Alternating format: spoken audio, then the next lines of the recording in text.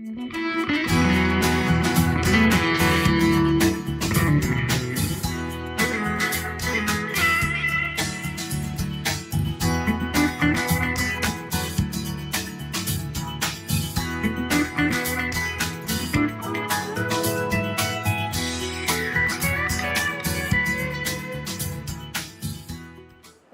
to Auburn Community Television and this episode of Meet the Artist.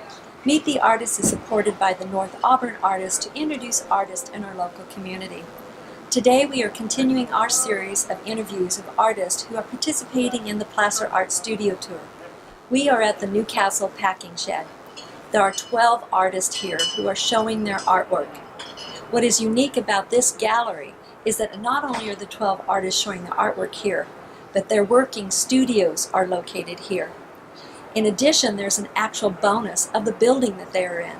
This is a historic building, and it is the perfect backdrop to the artwork. So I am really excited about this show. I'm going to get to meet the artist, I get to see their studios, I get to see the gallery, I get to see the work in progress, and I get to see this building. So let's get started. Wow, we are inside the Newcastle Packing Shed Gallery and Studios. This is absolutely a fantastic place. I am surrounded by the most amazing artwork, and the setting is absolutely amazing. This is the old historic Newcastle Packing Shed. All of the history of this building is the backdrop for the artwork that is here, and it is an enhancement of that artwork. You come into the gallery and there's the artwork, and then opening out into the gallery is each one of the studios. When you come in and you walk in, you can see the artwork, and you can walk right into the studios, and you can meet the artists, and you can see them at they're doing their work. It is an incredible place, and I'm so happy that we are here. The first studio we are going to be visiting is Joyce Williams. You may remember Joyce Williams as on our show previous. She is a pastel artist. When she came to our studio, she talked about her pastel artwork, and she also gave us a demonstration. Well, today she has invited us into her studio. I believe her studio is just right over there. So let's go see Joyce. Hi, Joyce. Am I interrupting something? Not at all. Hi, LouCinda. So what are you working on here?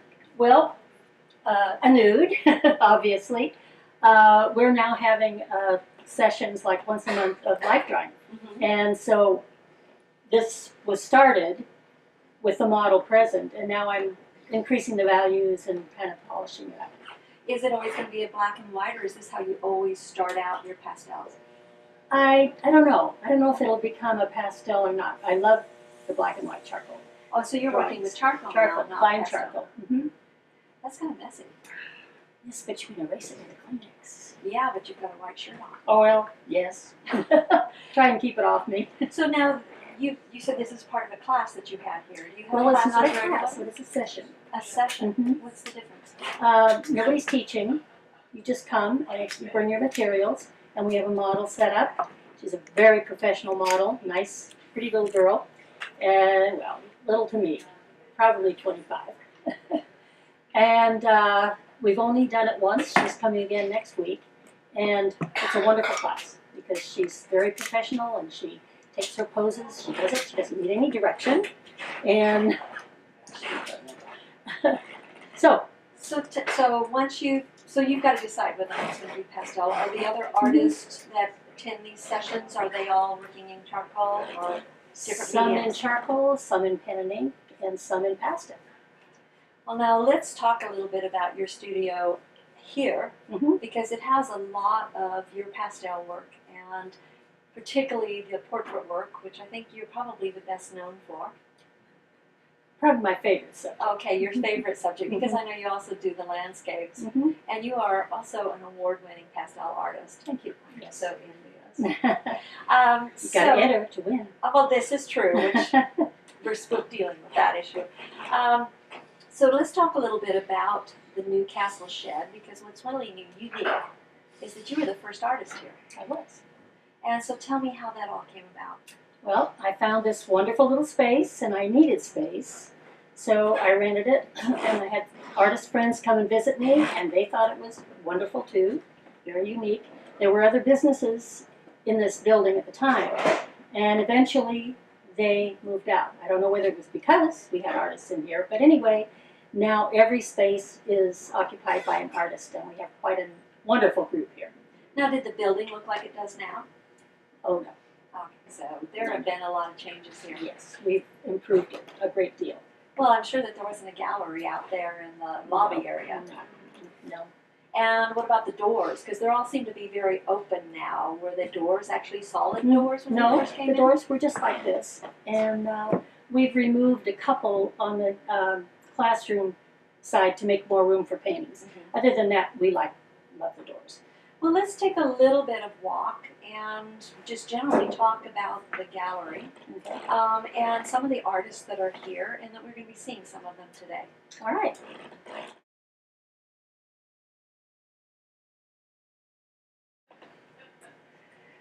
Well, let's start out with talking about the gallery here, because this is absolutely an amazing gallery. And as I walked in, I could not believe what an incredible vibe you get from walking into it. That's good to hear, LouCinda.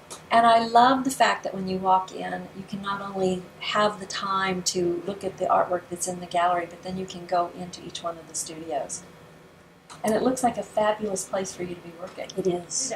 So, This was a girl, probably 13, 14 years old, with a group of children at a fair.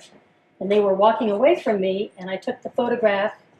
And as I took the photograph, this girl that I call Glory turned around and gave me that look. And so when I got the picture printed and looked at it, I thought, I really just want her. And so I cropped it down to her face and did the portrait, and there she is. And I love her. oh, I love it too. Now, what kind of paper did you use behind this? This is Canson McCants, and it's brown, so that I was able to use the brown here, and not have to actually apply a lot of pastel. Which makes it a lot easier, particularly when getting those edges in. And then, Very but you nice. blended it so beautifully with her skin moving into that background. Thank you. I love Thank this you. picture. I love her too. The next one is another portrait, and it also has a story behind it. So if you could share that with us, I'd Okay. appreciate it. This is Andy Joslin, and he's the nephew of one of our artists here.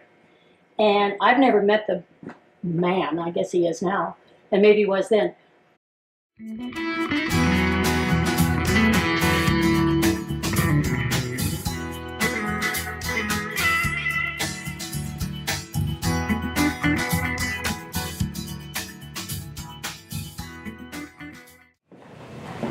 The next studio we're in has 3 artists doing their work.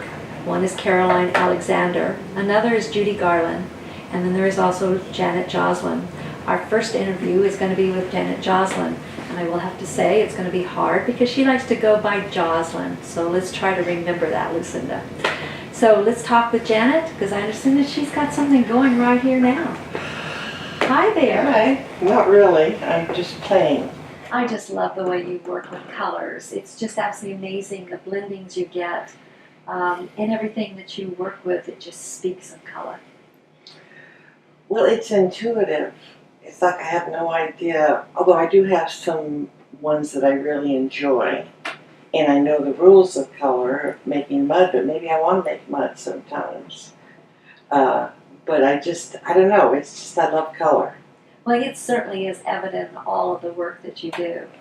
One of the things I love about coming and seeing your work here at the studio is that just the volume and the different types of mediums that you work in. So you work in oil, acrylic, watercolor, encaustic. You also have a line of jewelry. So is there something you don't do? Not yet. Not yet. Wow. Okay. I'm thinking of making some plaster garden blocks where you push your plants into it and whatever, but I haven't gotten to that yet. Well, it's so apparent that you love every single medium that you're working with. So one of the things that absolutely draws me into your studio is your encaustic work. So let's start with there, and let's talk a little bit about your encaustic work and how you go about doing it, because I don't think you actually do that work here in this studio. No. I tried and it blew the circuits of this old building. So I do it at home, and I live in a mobile home with a small whatever, but I do it there, and right now I'm very into these paintings of pre-Raphaelite women, and you know, I start with those, and then to me they're in a garden. For me, everything is always a garden or something, because I grew up in the country and the garden thing. So I will, I do a lot of photography. I will take photographs and then I'll print them on tissue paper at home, which gives them translucency, and so they all mold in together in a collage effect. And you know, I don't know what I'm going to do when I start. I just start with that. I'm a hopeless romantic, and so they feel romantic to me. I'm in love with opalescent blue. I collect blue glass, so I love, there's an opalescent wax and caustic that I will use. I'll use stencils, which build up the surface, and there's a technique where you keep building them up. And what I love about encaustic is the translucency. And translucency is something I think that I constantly love. I used to do stained glass, and so even in all my work, I think there's kind of a wanting to see the light come through and translucency. Definitely that, and the fluidity, because you're getting that with each one of the mediums that you're working with. Yeah, and you would think wax would not be fluid. Well, you know, and that's because you've mentioned wax, because I am sure there are people who are watching this who have no idea what encaustics are or is. Okay. If you could just briefly explain it. Well, it's a combination of resin and beeswax. You can buy the medium, or you can make your own, which I do, and then you add powdered colors to it, and you have your own thing. It's actually a 5,000-year-old thing. The Egyptians sealed their ships with it, and it's the one artwork that never can be destroyed unless it gets hot. So there's 5,000-year-old paintings from the Egyptians, and it just started coming back in popularity, I think about 15 years ago, and I got into it, and then I got away from it because of the, you know, my electricity was blown in the house and whatever. So anyway, I picked it up again, and you can use your oils in it, which you rub in your oils for color. You can take your pastels and rub into it. Now, do you do that as you're melting the wax? Is that when it I comes melt in, the or- wax on a griddle, Okay. and you first of all, you start with wood. It has to be something that doesn't move or whatever, and you put a non-colored thing in, or white as a basis, and then you just, it's like your palette, that griddle, and it's all melted. Of course, as soon as you put it on, it dries. So it's fast. You kind of got to work fast. And so you're doing really multiple layering then. Oh, when yeah. You're working with the encaustic, and as you said, the images that you're putting on is with the tissue. Mm-hmm. And does the wax then come in over that? Mm-hmm. You first of all have to put it underneath, because it has to become one with the wood. And so then you layer on, but you can also scrape off. This one here with this one woman was an old, on the left, there's an old painting, and I didn't like it, so I just took and scraped it all off, and it's all lumpy. It had a little leaf in it, and I just put it down and went, oh, that looks good. Well, it's not only then the color combinations like that, you have this texture that is with them as Right. well, and it just draws you into that Right. actual picture. And you have to be loose. You have to be willing to have the mistakes made, because you cannot control this medium. There's no such thing as a mistake in art. No. It's just something up here is telling you just weren't thinking the right way. Yeah, yeah. So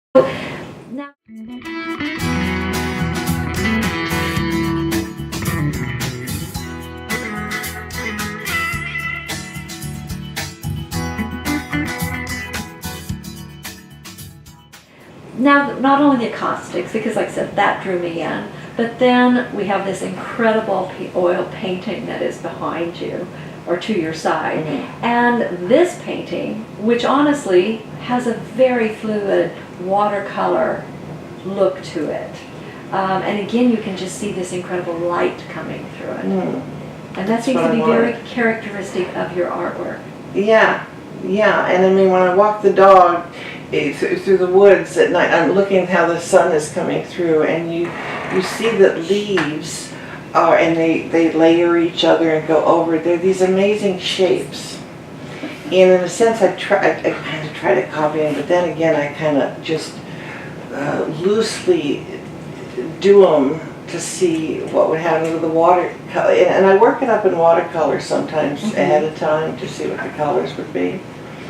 So, yeah, and I'm just, I'm getting bigger because bigger is easier. It's almost like more reality to me than small. Well, I find when I'm working on such small work, you just can't get that detail sometimes. And also I think it's sometimes a little more difficult to get that lighting like you wanted to. So I can see going big.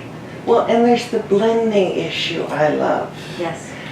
You know, sometimes I have watercolors and people say, it looks like Georgia O'Keeffe. But Georgia O'Keeffe made things round and voluptuous. And I grew up in Marin County with those hills. And flowers and hills, they all just have this volume. And it's like the edges I'm trying to do that with. Well, these I'm kind of fading them out. Because if you look at the leaves and the light coming through, there's this halo of light around them. And then the out of focus stuff in the back. As well as the shafts of light that you see coming Yeah. through them, and then how they're highlighting the various textures. And you can see that in this particular piece that's right behind you. It's absolutely gorgeous. Thank you. Now, another area that you work in that I want to talk about is your watercolor work, because you just, when you see the watercolor again, that movement is there in your work, and as well as the vibrant colors that you achieve with the watercolor. And one of my favorite ones is your Tahoe painting. So tell me a little bit about, which is just right over your shoulder here, about this painting. Well, about how I approach is, to me, watercolor is putting your paint into the water and watching it move. And again, there's a non-control thing. I mean, you're controlling the composition and this and that, you know. And you really use the paint gooey and right out of the well. And with the water, sometimes I'll pick it up and I'll move it around. But I have a basic composition idea on things. As far as color, of course, it was blue and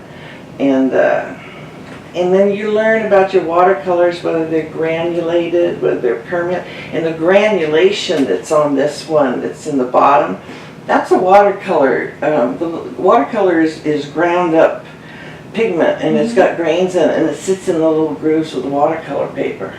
So I know I want grains. Well, I don't have to make little dots of it. It'll do it myself. Do it. Oh, wow. And so that's just getting an Getting experience. to know your colors. Yes, definitely. Playing.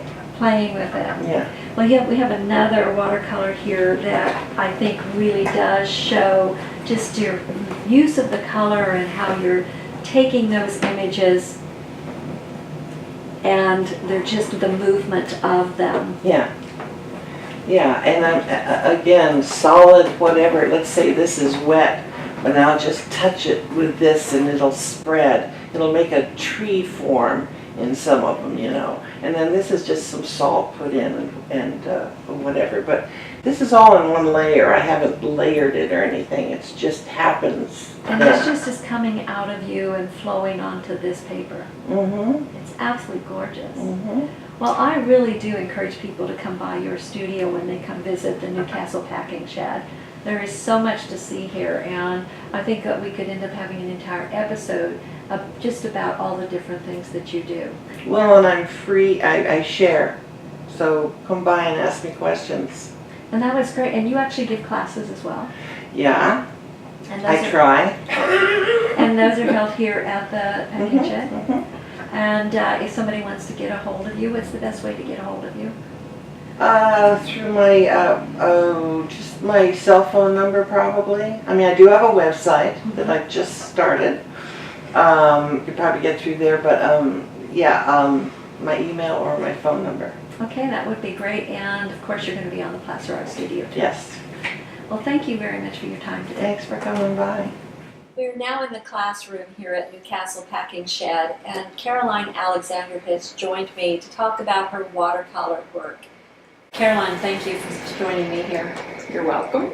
You know, you have some of the most unique watercolors. I love the way that you use them and the colors that you use. Thank you for sharing them with us. My pleasure.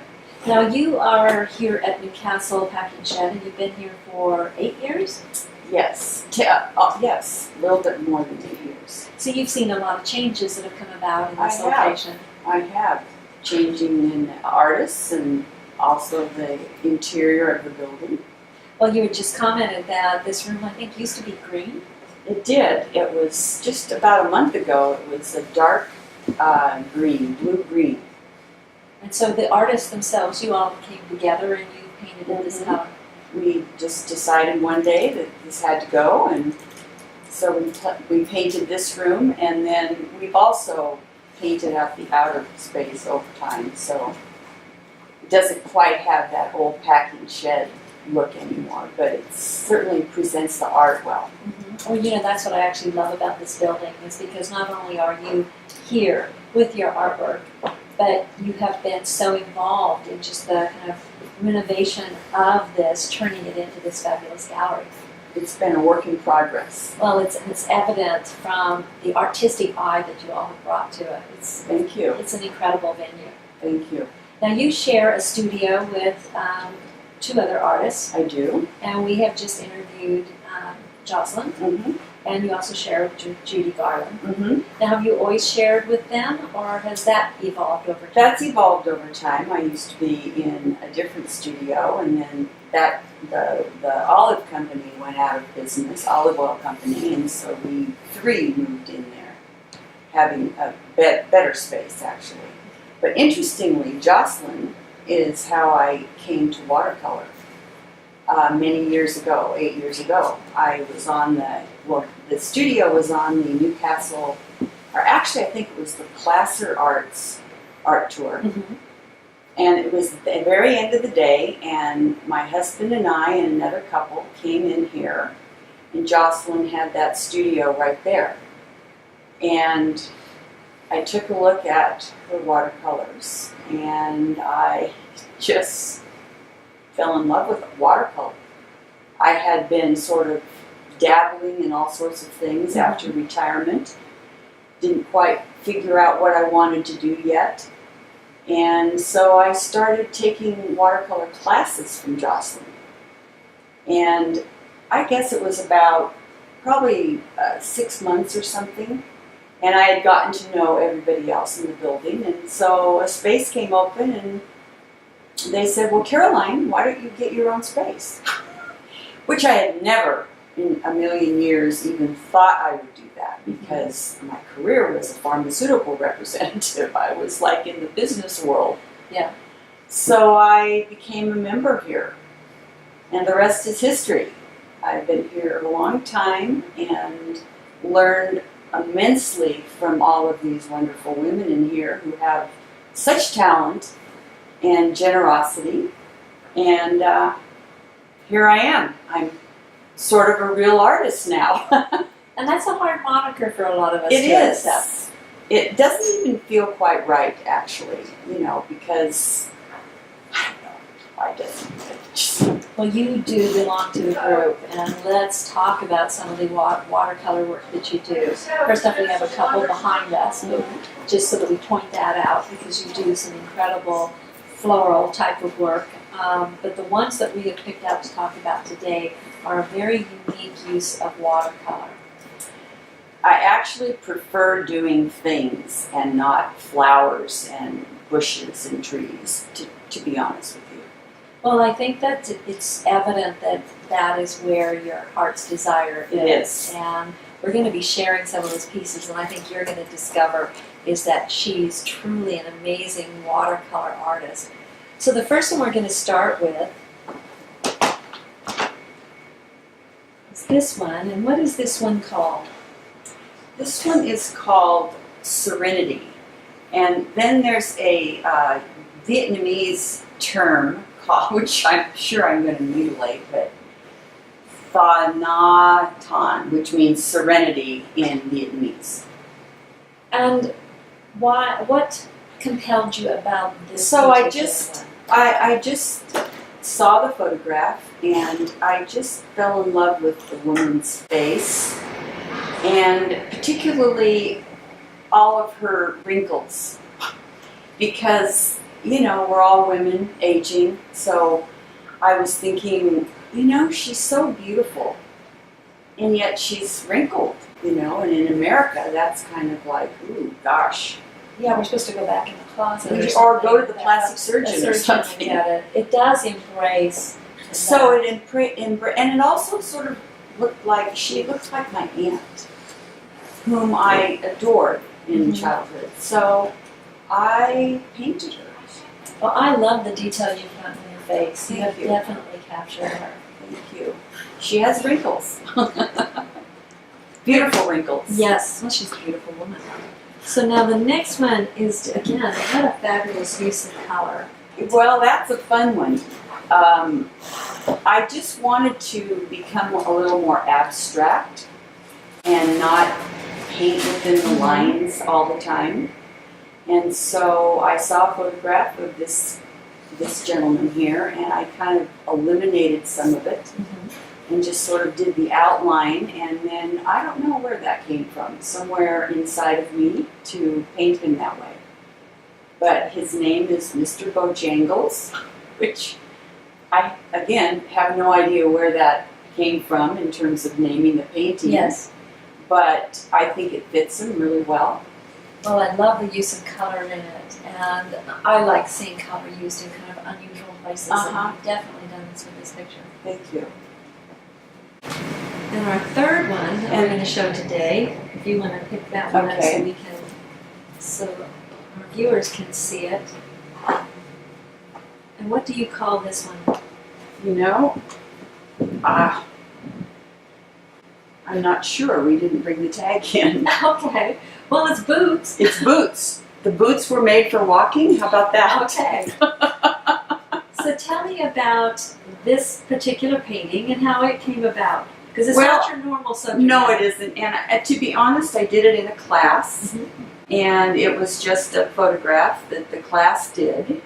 But I enjoyed doing it, and I thought it was good enough at the time to frame it and put it in my repertoire. Well, I love it. I love the color variations you have, and actually the straw that you're seeing that's on the boots. Uh-huh. I think you've captured this so well, and I do love the colors that just pop out at you, Thank you. as well as a very unique subject matter. Right. I'll bring you my shoes. You can paint in it. Okay, I'd love that. Well, I really do thank you so much for joining us today, and I appreciate the Thank time you. and sharing your artwork with us. Thank you. It was my honor. It's an honor Thank having you. you here today. Thanks. Next, we're going to be having our closing here for this particular episode, but as you can see, there is so much that we're going to be seeing, so I think I'm going to be back. But let's go back to the main gallery and meet up with the artist again. I want to thank all of the artists here at the Newcastle Packing Shed for sharing with us their time as well as their artwork. This is truly a fantastic place to come visit. Unfortunately, we did not have enough time today to see all of the artists here or to go into the studios. But fortunately for you, the Newcastle Packing Shed Studio and Gallery is open Monday through Friday from noonish to 4ish, and they are participating in the Placer Art Studio Tour. I hope that you will calendar the Placer Art Studio Tour, which is the second weekend of November, and plan on coming to this location. I also want to thank you for joining Meet the Artists on Auburn Community Television, and hope you will tune again to Wave Channel 20 or possibly finding us on YouTube. I hope through this tour and I hope through this production that you will find that there are artists living just around the corner, or just maybe you'll discover the artist within you. Thanks for tuning in.